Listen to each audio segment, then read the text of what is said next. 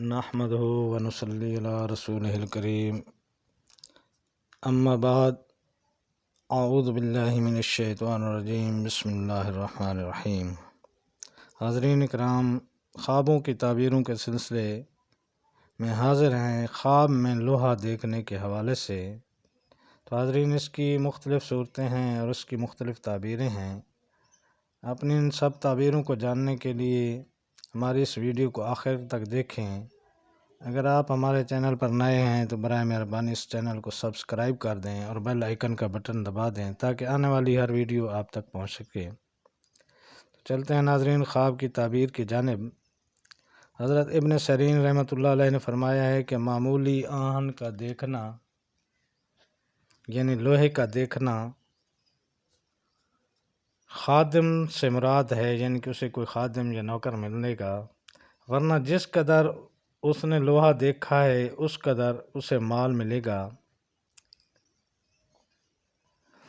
اگر کوئی شخص دیکھے کہ خواب میں اسے کسی نے لوہا دیا ہے تو دلیل ہے کہ اس لوہے کی قدر پر کوئی اس کو دنیاوی مال ملے گا۔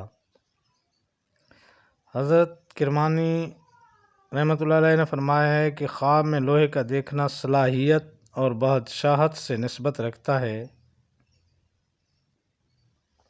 اگر کوئی شخص خواب میں دیکھے کہ اس نے لوہے کو پتھر سے نکالا ہے تو دلیل ہے کہ اس کو سختی پیش آئے گی۔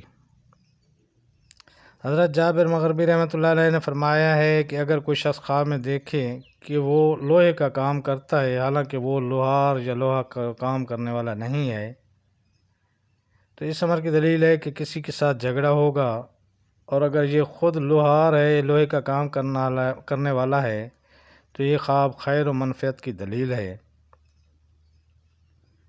اور بعض کے نزدیک اس سے مراد بادشاہ اور بزرگ ہے جو کہ عادل اور انصاف کرنے والا ہوگا۔ حضرت ابن سیرین رحمۃ اللہ علیہ نے فرمایا ہے کہ اگر خواب میں کوئی شخص معروف کو دیکھے تو یہ بادشاہی کی دلیل ہے، اگر معروف نہ ہو تو جو کچھ دیکھا ہوگا اس کی نیک اور بد تعبیر اس لوہے کا کام کرنے والے کی طرف رجوع کرے گی۔ اور اگر خواب میں دیکھے لوہے یا پیتل کو گلاتا ہے تو دلیل ہے کہ وہ شخص لوگوں کی غیبت کرتا ہے اور برا کہتا ہے۔